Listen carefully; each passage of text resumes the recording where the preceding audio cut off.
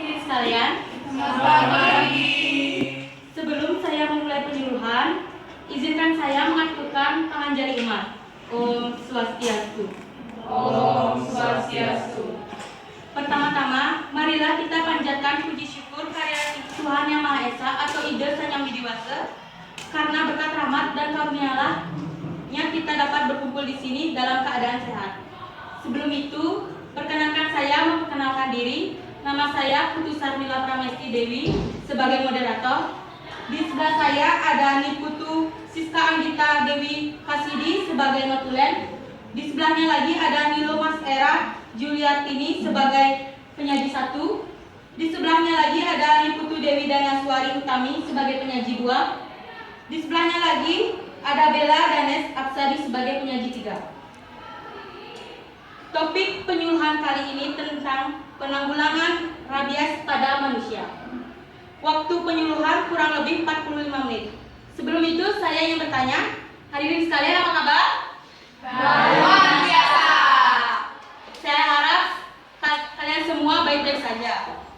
Sebelum itu, notulen akan menyebarkan brosur tentang penanggulangan rabies pada manusia.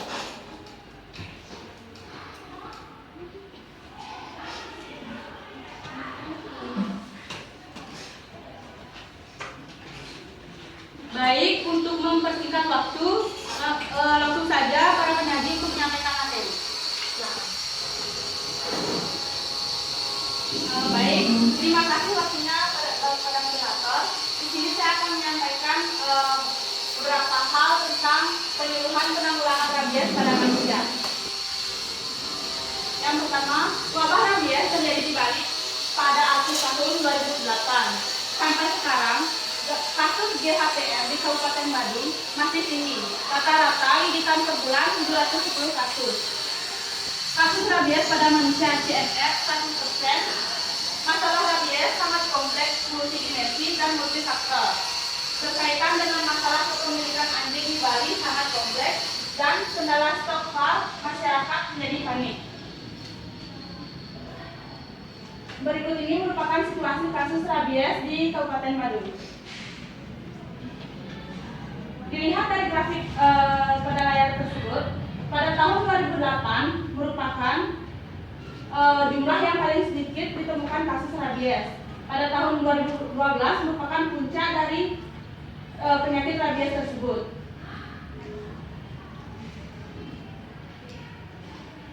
Berikut sekilas tentang rabies. Rabies atau penyakit anjing gila merupakan penyakit menular akut pada susunan saraf pusat yang disebabkan oleh virus rabies yang dapat menyerang hewan berdarah panas maupun manusia. Penyebab dari penyakit rabies ini dapat dibedakan menjadi dua, yaitu dari etiologinya.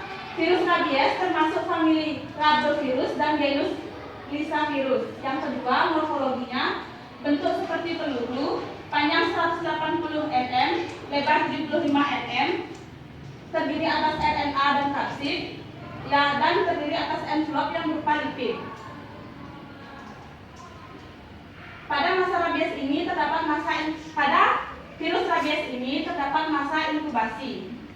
Pada manusia bervariasi, biasanya berkisar antara 2 minggu sampai 2 tahun, tetapi pada umumnya 3 sampai 8 minggu, tergantung lokasi gigitan atau jarak tumbuh virus sebelum mencapai otak. Pada hewan berkisar antara 2 sampai 8 minggu. Masa inkubasi tergantung dari strain virus, yang kedua yaitu jumlah virus, yang ketiga lokasi luka gigitan, yang berikutnya jumlah luka gigitan, lalu luas luka gigitan, kemudian respon dari imun kita, dan banyaknya saraf luka di gigitan.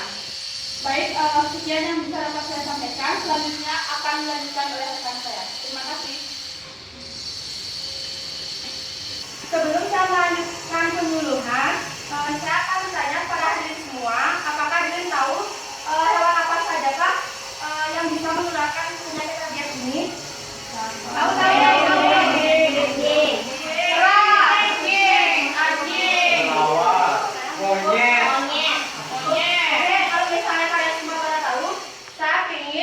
Siapa yang bisa menyebutkan hewan apa yang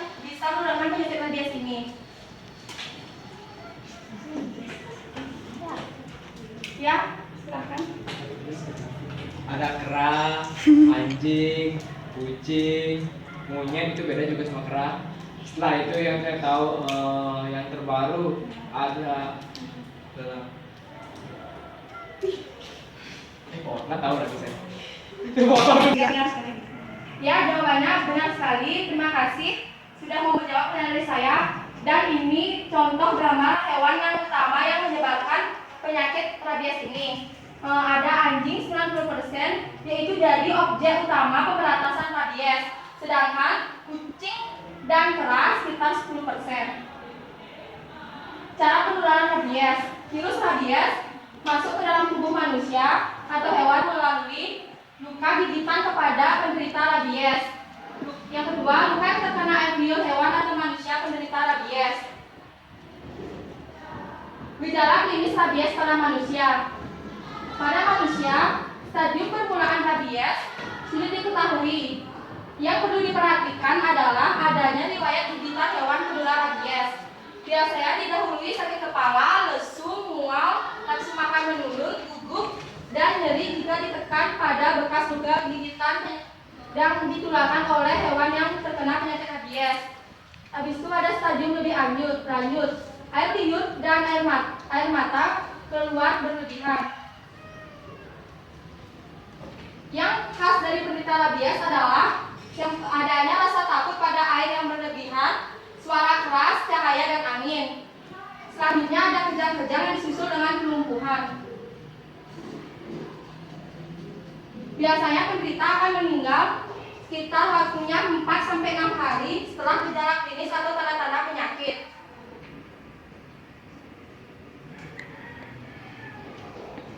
Pencegahan rabies pada manusia. Bila seseorang digigit hewan tersangka rabies, tindakan pertamanya adalah mencuci luka gigitan secepatnya dengan sabun atau deterjen selama 5-10 menit di bawah air mengalir.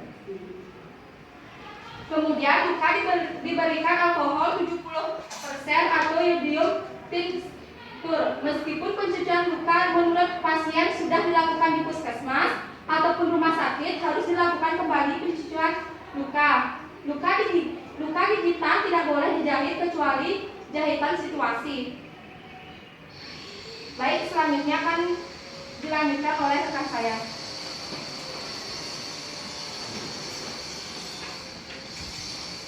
Baik, terima kasih atas kesempatan yang diberikan. Di sini saya akan melanjutkan materi yang telah disajikan oleh rekan saya.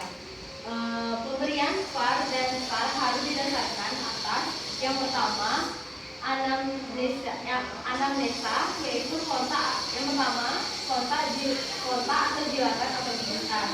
Kemudian yang kedua, kejadian di daerah tertular atau terancam atau bebas. Kemudian didahului tindakan provokasi atau tidak. Kemudian yang keempat, hewan yang menggigit menunjukkan gejala rabies atau tidak. Selanjutnya, hewan yang menggigit hilang, lari, dan tidak ditangkap atau dibunuh. Kemudian hewan yang menggigit mati tapi masih dilakukan menderita rabies. Selanjutnya, penderita luka gigitan pernah divak atau kapan. Hewan yang pernah menggigit pernah divak dan kapan. Pemeriksaan fisik. Yang pertama, identifikasi luka gigitan. Itu status lokalis. Kemudian luka risiko rendah. Ada jilatan pada kulit luka, garukan atau lecet, luka kecil di sekitar badan, tangan dan kaki. Kemudian, jika luka risiko tinggi, yang pertama jilatan pada selaput mukosa yang utuh seperti selaput lendir mulut. Kemudian jilatan atau luka di atas daerah bahu seperti leher, muka, dan kepala. Kemudian luka pada jari tangan dan jari kaki, daerah yang banyak ada perkarapan. Kemudian luka gigitan pada genitalia, luka gigitan lebar atau dalam. Kemudian jumlah luka banyak atau multiple. Nah, selanjutnya upaya pengendalian rabies. Yang pertama, dilakukan sosialisasi, baik itu melalui penyuluhan, penyebaran brosur, ataupun digunakan broker. Kemudian pengobatannya dengan cara mendirikan rabies center, kemudian tata laksana kasus gigitan HPR atau HPR itu hewan penyebar rabies. Kemudian semua gigitan hewan penular rabies diberikan vaksin sesuai protap. Lalu yang ketiga surveillance, yaitu aktif dan pasif dan integrated. Yang keempat, manajemen terintegritas kasus gigitan antara Dinkes dan Disnas atau DSO PDSR. Yang kelima, sweeping ada laporan anjing positif rabies dan mangkir vaksinasi. Yang keempat, manajemen terintegrasi kasus gigitan antara Dinkes dan Disnas. Yang kelima, sweeping adanya laporan anjing positif rabies dan pasien mangkir vaksinasi. Yang keenam, vaksinasi secara intensif dan eliminasi selektif hewan penular rabies. Kemudian yang terakhir, pengawasan masuk dan keluarnya hewan penular. Meskipun kasus rabies ini bisa ditekan, namun kasus GHPR atau gigitan hewan penular rabies masih tinggi karena kebiasaan masyarakat memelihara anjing masih kurang. Contohnya, memeliharkan anjing peliharaan khususnya di pedesaan. Masih banyak masyarakat pedesaan yang membiarkan hewan seperti anjing itu berkeliaran di sekitarnya tanpa diadakannya vaksinasi. Kemudian yang kedua, membiarkan anak-anak memeluk dan mencium anjing sehingga digigit pada bagian wajah dan kepala. Jadi banyak orang tua yang memelihara anjing kemudian membiarkan anak-anaknya itu bergaul dengan anjingnya tanpa ada batasan. Kemudian tata laksana pemberian vaksin pada kasus GHPR belum sesuai protap disebabkan ketakutan petugas, kecemasan masyarakat yang masih tinggi. Dan stok vaksin habis, pengadaan kendala sistem LKPP atau pengadaan nasional pusat menyebabkan kepanikan masyarakat semakin tinggi. Sekian materi yang saya sajikan, saya kembalikan waktunya kepada moderator. Terima kasih.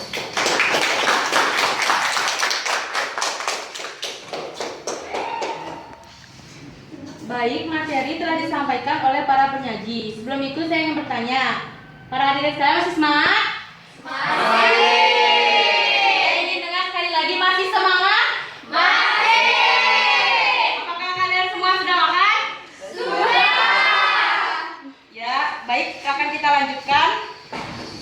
Selanjutnya para penyaji akan mensimulasikan bagaimana pertolongan pertama yang harus dilakukan jika terkena gigitan anjing rabies. Baiklah, kami akan menunjuk siapa yang ingin menjadi bagian dari simulasi kami. Siapa yang bersedia? Ya, saudari yang pakai jaket abu, kita di depan. Terima kasih.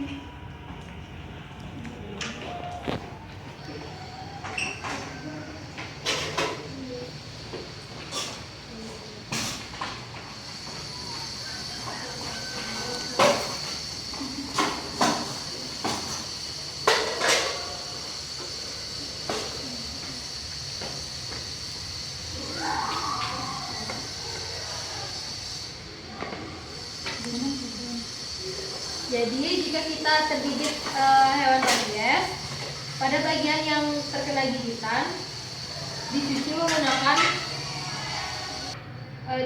dibersihkan dengan dengan sabun pada air yang mengalir seperti ini.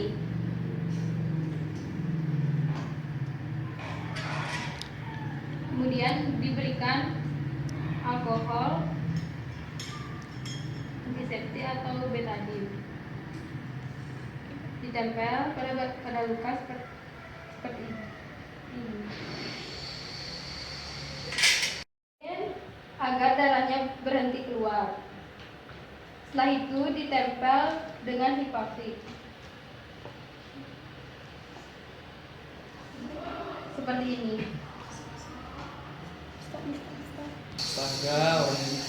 Jika luka gigitan yang ditularkan oleh anjing atau hewan yang penyebar rabies tersebut menyebabkan luka yang lebih berat, silakan dibawakan segera ke rumah sakit agar dapat pemberian vaksinasi atau VAR yang diberikan oleh tenaga medis yang ada di sekitaran puskesmas atau rumah sakit atau instansi kesehatan lainnya. Terima kasih. Berikan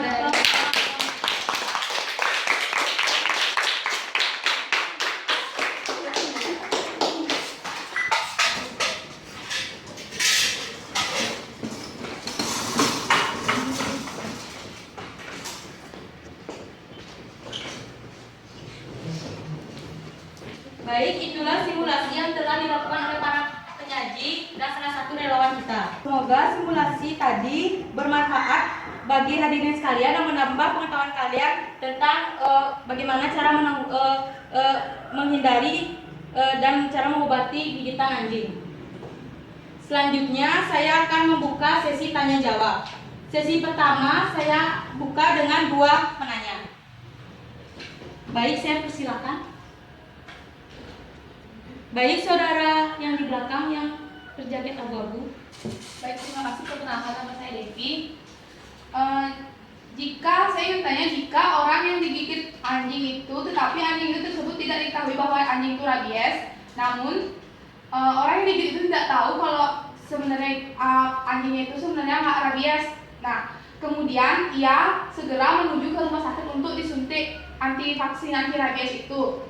Di sini saya mau tanya, apakah tidak apa-apa pasien itu menggunakan vaksin itu di rumah sakit, apa tidak ada dampaknya atau bagaimana? Terima kasih atas pertanyaannya. Baik, saya persilakan untuk penanya kedua. Baik, saudara yang di belakang yang kacamata. Terima kasih atas waktunya. Perkenalkan, saya Dwi Saraswati.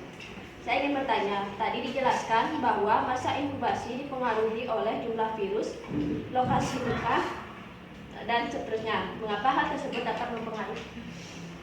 Terima kasih atas pertanyaannya. Berikan aplaus bagi semuanya. Baik, langsung saja saya persilakan penyaji untuk menjawab pertanyaannya. Baiklah, saya di sini akan mencoba menjawab pertanyaan dari saudari Devi. Pertanyaan Anda, saya simpulkan apa dampak jika seseorang mendapatkan vaksinasi tapi belum positif mengidap penyakit rabies. Bila seseorang tidak dinyatakan tidak rabies dan diberikan vaksinasi, maka orang itu akan mendapatkan efek imunitas terhadap rabies apabila vaksinasinya dilakukan secara benar dan sesuai aturan. Kemudian efek samping yang mungkin bisa terjadi, yang pertama rasa panas di tempat suntikan, kemudian mual dan muntah. Setelah itu adanya nyeri otot. Bagaimana, bisa diterima? Terima kasih.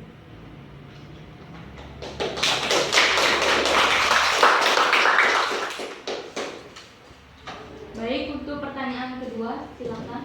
Baik, saya akan menjawab pertanyaan kedua tentang mengapa masa inkubasi tersebut tergantung dari jumlah virus dan lain sebagainya itu. Yang pertama kan ada strain virus. Strain virus itu misalnya kayak jenis virusnya seperti virus rabies. Terus yang kedua ada jumlah virus. Semakin banyak jumlah virus yang masuk ke dalam tubuh kita, maka akan semakin mempercepat proses inkubasi pada tubuh kita. Yang ketiga ada lokasi luka gigitan. Seperti yang telah dijelaskan tadi, lokasi luka gigitan tersebut misalnya di daerah wajah seperti mata atau lain sebagainya itu dapat menyebabkan kita terkena virus dan juga mempermudah masa inkubasi. Yang berikutnya ada jumlah luka gigitan. Semakin banyak jumlah luka yang terdapat pada tubuh kita akibat gigitan dari hewan penyebar rabies tersebut, maka proses inkubasi tersebut juga akan semakin cepat. Yang berikutnya ada luas luka gigitan yang juga berpengaruh dalam mempercepat proses inkubasi virus. Yang berikutnya ada respon imun. Jika imun kita lemah, maka proses inkubasi juga akan jadi cepat karena sistem tubuh kita ini tidak bisa sistem tubuh kita ini tidak bisa melawan efek dari virus tersebut. Yang berikutnya ada banyaknya saraf di luka gigitan. Semakin banyak saraf yang digigit oleh virus tersebut, maka semakin cepat proses inkubasi itu terjadi. Bisa diterima? Bisa.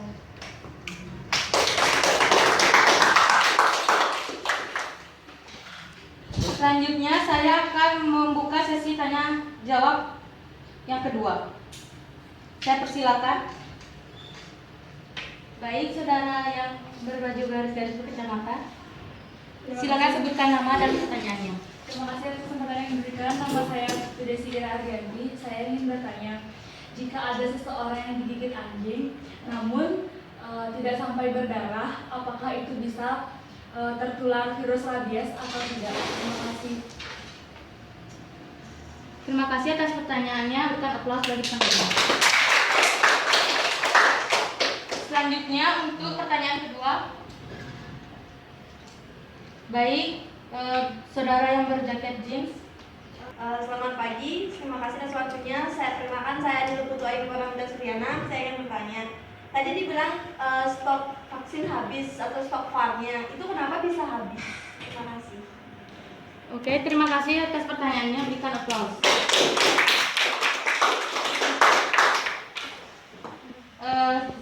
Baik, saya persilakan para penyaji untuk menjawab pertanyaannya. Bagi para audiens, saya harap menyimak jawaban dari para penyaji. Baik, terima kasih atas pertanyaannya. Saya akan menjawab pertanyaan dari saudari Desi. Jika seseorang digigit oleh anjing, namun tidak sampai berdarah, apakah orang tersebut akan tertular virus rabies atau tidak? Nah, gini ya, jika digigit anjing namun tidak sampai berdarah, kemungkinan tidak ada masuknya air liur anjing ke dalam pembuluh darah melalui luka, karena jika terjadi luka, kemungkinan ditandai dengan adanya perdarahan. Ditambah lagi, dengan adanya riwayat vaksinasi pada anjing tersebut, kemungkinan terkena rabies sangatlah kecil. Gimana? Saya sudah menjawab pertanyaan dari saudari. Apakah saudari bisa mengerti? Terima kasih. Jadi, baik, pertanyaan kedua akan dijawab. Baik, saya akan menjawab pertanyaan dari saudari Ayuni. Pertanyaannya tadi mengapa VAR itu bisa habis? Karena pemakaian VAR ini pemakaiannya itu tidak secara efektif. Misalkan orang yang tidak mengidap yang tidak terkena penyakit rabies itu diberikan vaksin, terus kemudian orang yang kena gigitan anjing padahal anjingnya itu tidak rabies, kemudian dibawa ke instansi kesehatan dan diberikan vaksinasi. Jadi memungkinkan untuk VAR-nya ini cepat habis seperti itu. Bagaimana, bisa diterima? Saya harap para audiens masih semangat untuk menyimak penyuluhan kali ini. Sepertinya para audiens sangat tertarik sekali dengan topik kita hari ini.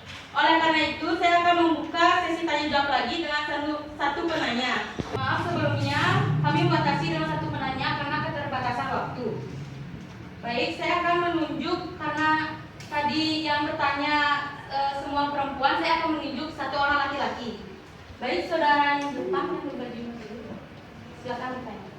Selamat pagi, terima kasih atas waktu yang diberikan kepada saya. Perkenalkan, nama saya Ibu Diti Wardana. Saya ingin menanyakan, kenapa dalam setiap kasus rabies itu anjing sebagai vektor penyebab penyakit rabies yang menggigit manusia, kenapa anjingnya itu yang duluan meninggal atau mati? Kenapa tidak manusia atau manusia yang digigit itu yang mati duluan? Itu saja pertanyaan saya. Mungkin bisa dijawab. Terima kasih. Terima kasih atas pertanyaannya. Saya persilakan para penyaji untuk menjawab. Baik, saya akan menjawab pertanyaan dari saudara yang berbaju biru. Kenapa justru hewannya yang mati duluan daripada orang yang gigit? Tadi kan telah jelaskan bahwa pada umumnya masa inkubasi itu terjadi 3-8 minggu. Sedangkan pada hewan itu lebih cepat 2-8 minggu. Oleh karena itu hewan lebih cepat, lebih dulu mati daripada yang digigit. Mungkin bisa diterima? Oh, jadi jawabannya seperti itu. Berarti ya tergantung imun dari hewan tersebut ya? Ya. Ya. Sama-sama.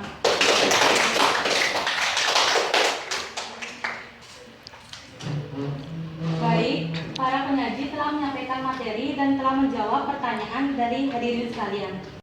Sebelum menutup penyuluhan ini, saya persilakan notulen untuk menyampaikan kesimpulan dari garis besar pada penyuluhan kali ini. Saya persilakan notulen.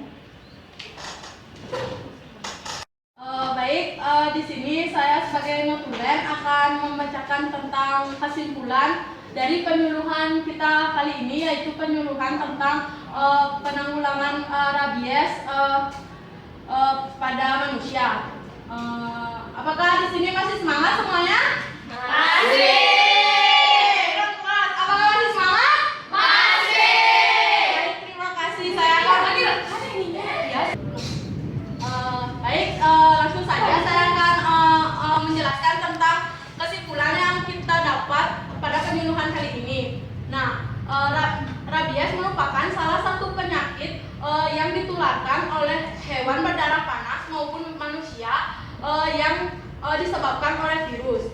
Nah, hewan utama yang dapat menyebarkan virus rabies diantaranya ada anjing, kucing, musang, dan kera. Penyakit ini ditularkan melalui gigitan hewan yang terinfeksi virus rabies melalui air liur hewan yang terkena virus rabies tersebut yang ditularkan melalui pembuluh darah dan menyerang saraf orang yang diinfeksikan seperti itu. Dan adapun gejala-gejala manusia jika telah terinfeksi virus rabies, yang pertama mereka akan demam dan merasakan nyeri pada bagian yang tergigit oleh hewan yang terinfeksi tersebut. Kemudian seseorang tersebut akan memiliki reaksi berlebih akan cahaya, suara, dan angin. Kemudian mereka akan memiliki fobia akan air. Tindakan yang harus kita lakukan jika kita tergigit oleh hewan yang terinfeksi virus rabies, yang pertama kita harus mencuci bersih luka bekas gigitannya tersebut dengan deterjen maupun sabun kurang lebih 10-15 menit. Kemudian dioleskan antiseptik seperti betadine, dan setelah itu dapat menghubungi atau ke rumah sakit atau puskesmas terdekat untuk mendapatkan pertolongan lebih lanjut. Adapun hewan yang memiliki ciri-ciri penyakit rabies tersebut tidak berani keluar, dia bersembunyi di tempat-tempat yang gelap seperti itu. Kemudian mereka mengeluarkan liur yang berlebih dari bibirnya. Kemudian hewan tersebut juga akan menggigit apapun yang ada di dekatnya. Yang fase tersebut merupakan fase sampai dia menggigit tersebut itu merupakan fase terakhir, dan setelah menggigit tersebut hewannya tersebut akan mati seperti itu. Jadi bagi hadirin semua, jika melihat hewan ataupun anjing maupun kera atau apapun yang saya sebutkan tadi yang memiliki ciri-ciri seperti tersebut, harap menghubungi pihak-pihak yang terkait agar segera dibasmi seperti itu, agar lingkungan kita ini terbebas dari penyakit rabies. Sekian kesimpulan yang dapat saya sampaikan. Terima kasih atas waktunya. Saya kembalikan kepada moderator.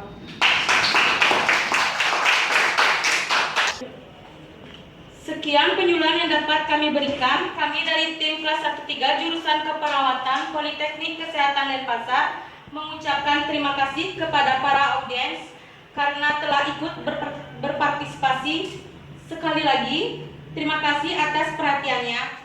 Jika ada perkataan kami yang salah, baik disengaja maupun tidak disengaja, semoga penyuluhan ini bermanfaat bagi kalian semua. Akhir kata, kami tutup dengan Parama Santi. Om Santi, Santi, Santi.